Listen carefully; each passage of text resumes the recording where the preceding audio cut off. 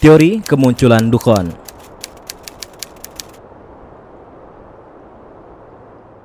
Dukhon itu merupakan hal yang pasti yang Allah dan Rasul katakan akan terjadi sebagai salah satu tanda datangnya hari akhir.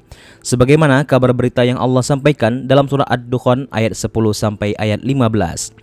Akan tetapi, ada banyak teori-teori yang menyertai tentang kedatangan Ad-Dukhan ini sendiri, seperti kapan waktu yang terjadi, bagaimana bentuknya, dan bagaimana proses terjadinya dukhon itu sendiri.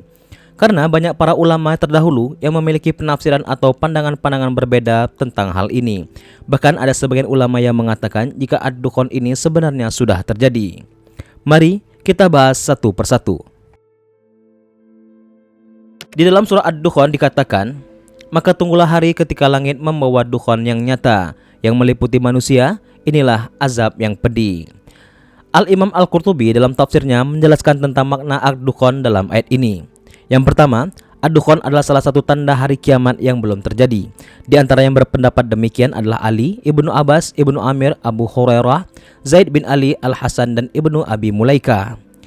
Pendapat kedua mengatakan Ad-Dukhan adalah khayalan yang menimpa kaum Quraisy ketika mereka mengalami kelaparan ekstrim atas doa Nabi Muhammad SAW, sehingga orang-orang ketika itu seperti melihat dukhon di antara langit dan bumi. Dan ini adalah pendapat Ibnu Mas'ud. Sedangkan pendapat ketiga mengatakan Ad-Dukhan adalah debu yang mengepul di hari Fathu Makkah sehingga menutupi langit. Dan ini adalah pendapat Abdurrahman Al-A'raj. Oleh Al-Imam Ibnu Katsir rahimahullah dikatakan ayat ini menunjukkan akan adanya Ad-Dukhan sebagai salah satu tanda hari kiamat. Sebagaimana disebutkan dalam hadis dari Hudzaifah bin Usaid radhiyallahu anhu, Nabi SAW bersabda, tidak akan terjadi hari kiamat hingga kalian melihat 10 tanda. Bencana penenggelaman manusia ke tanah di negeri barat, negeri timur, dan di Jazirah Arab, terjadinya Ad-Dukhan, munculnya Dajjal, munculnya Dabbah, munculnya Ya'juj dan Ma'juj, terbitnya matahari dari barat, munculnya api yang keluar dari cekungan Aden yang mengusir manusia. Hadis riwayat Muslim.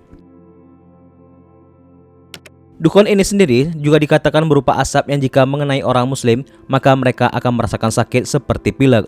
Sedangkan jika mengenai orang kafir akan keluar cairan dari kuping mereka dan merasakan kesakitan yang sangat luar biasa. Pernyataan ini dilandasi oleh hadis Nabi dari Abu Malik Al-Asy'ari radhiyallahu anhu. Nabi SAW bersabda, sesungguhnya Rabb kalian telah memperingatkan kalian dari 3 hal. Asap yang jika mengenai orang muslim maka mereka merasakan seperti pilek. Sedangkan jika mengenai orang kafir maka mereka akan sesak nafas dan keluar cairan dari kuping mereka. Kemudian yang kedua munculnya Dabbah dan yang ketiga munculnya Dajjal. Hadis riwayat Tabrani dihasankan oleh Ibnu Katsir dalam tafsirnya. Ada pula yang mengaitkan Ad-Dukhan dengan perang nuklir yang meracuni udara dengan gas kimia berbahaya. Hal ini diprediksi bisa terjadi dalam perang Armageddon dan menjadi tanda besar hari kiamat. Tetapi, teori ini tidak memiliki sumber yang akurat.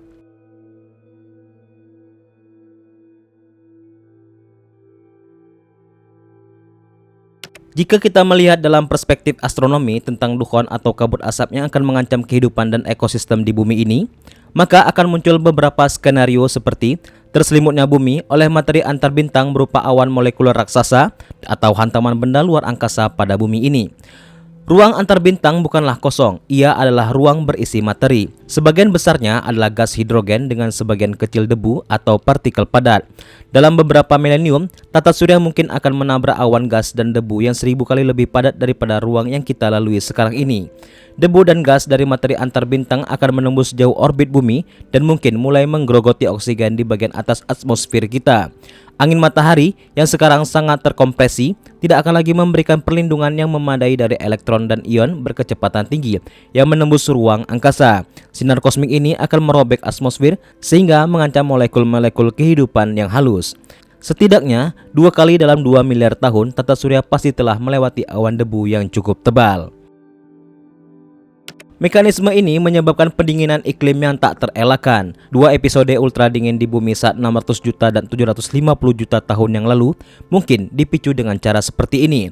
Galaksi kita mengandung banyak awan molekul raksasa yang merupakan kumpulan besar molekul yang dapat menggumpal menjadi butiran debu. Saat tata surya bergerak melalui ruang galaksi, ia melewati awan seperti itu, kira-kira sekali setiap 100 juta hingga 1 miliar tahun. Ada beberapa kalangan mendeskripsikan ad-dukhan akan menyelimuti bumi selama 40 hari. Manusia akan merasakan dukhan tersebut seperti digambarkan dalam istilah nuclear winter. Makhluk hidup tidak hanya manusia akan merasakan kesengsaraan, tak terkecuali orang beriman pun akan merasakan dampaknya. Mengenai kapan waktu terjadi bencana ini, Nabi juga telah mengabarkannya kepada kita.